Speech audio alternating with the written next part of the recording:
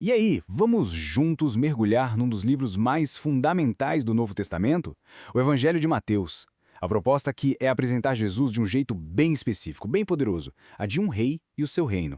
Mas olha, para entender Mateus de verdade, a gente precisa dar um passo atrás. Sabe como é? A história não surge do nada. Tem todo um cenário, um contexto político e cultural que basicamente preparou o palco para a chegada desse rei. E que fique bem claro, esse período não foi nada silencioso. Pelo contrário, foi uma época super dramática, cheia de conflitos entre impérios, com uma tensão no ar o tempo todo. Foi nesse verdadeiro caldeirão que Jesus nasceu.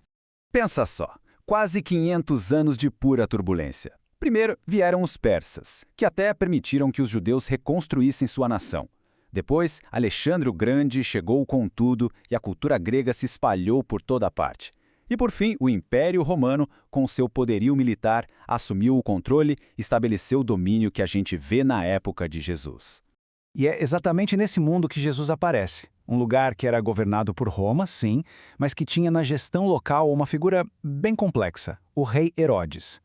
Um homem brilhante, um grande construtor, mas ao mesmo tempo um tirano terrivelmente instável. Agora, antes da gente focar de vez em Mateus, é super importante sacar que o Novo Testamento nos dá 4 evangelhos. A melhor forma de pensar neles é como se fossem 4 retratos diferentes, pintados por artistas distintos para públicos distintos. E aqui a gente vê isso com uma clareza impressionante. Olha só como cada um tem um foco. Mateus está falando diretamente para os judeus, apresentando Jesus como o rei, o Messias. Marcos, por outro lado, foca nos romanos, um povo prático, e mostra um Jesus de ação, o servo. Lucas escreve para os gregos, pintando o retrato do homem perfeito, e João fala com todo mundo, revelando Jesus como Deus. Eles não estão se contradizendo de jeito nenhum, estão nos dando uma visão completa, 360 graus. Então vamos lá, vamos mergulhar em Mateus. O objetivo dele é cristalino e totalmente focado no seu público judeu. Provar, sem deixar nenhuma dúvida, que Jesus era o rei que eles tanto esperavam.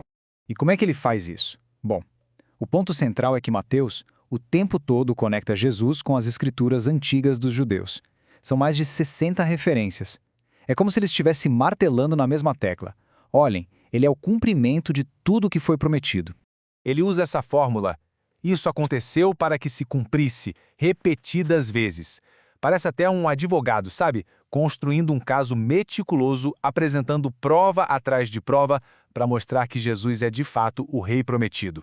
E o anúncio do nascimento desse rei, logo no comecinho de Mateus, já causa 3 reações bem diferentes. E isso é genial, porque ilustra perfeitamente o drama humano que estava prestes a se desenrolar. Primeiro, a gente tem a reação do poder. O rei Herodes fica paranoico, reage com violência. Ele não enxerga um salvador ali, mas sim uma ameaça direta ao seu trono, ao seu poder. Depois vem a reação que talvez seja a mais chocante de todas, a dos especialistas religiosos. Pensa bem, eles tinham toda a informação, sabiam as profecias de cor, sabiam exatamente onde o Messias ia nascer e o que eles fazem? Nada. Uma indiferença que chega a ser assustadora.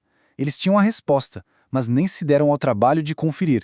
E por fim, a reação que vem de onde menos se espera. Os magos. Eram estrangeiros, sábios de um lugar distante. E mesmo assim, são eles que viajam por uma distância enorme, que superam todos os obstáculos com um único objetivo: encontrar esse novo rei e adorá-lo.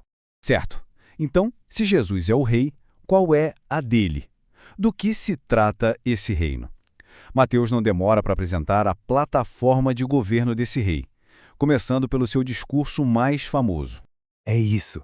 No Sermão da Montanha, Jesus simplesmente vira a lógica do mundo de cabeça para baixo. Ele redefine completamente o que é sucesso, o que é poder, o que é felicidade, e com isso, ele mostra qual é o caráter dos cidadãos do seu reino.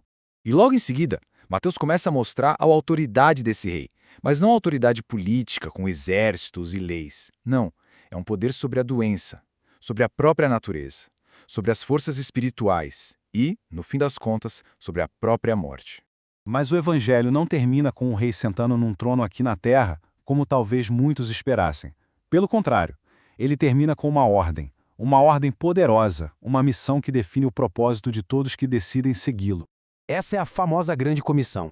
É o momento em que o rei, já ressuscitado, passa a sua agenda adiante para os seus seguidores, dando a eles o poder e a responsabilidade de continuar o seu trabalho no mundo. E as últimas palavras do rei em Mateus não são uma ordem de conquista militar, nada disso. É uma promessa poderosa e cheia de conforto, a de que ele estaria presente sempre. Isso tudo nos deixa com uma pergunta final para reflexão. Se o Evangelho de Mateus prova que Jesus era o rei, e se o reino dele inverte os valores do mundo, qual a relevância disso tudo hoje? Como seria viver de acordo com a plataforma desse reino no nosso dia a dia? Fica aí a provocação.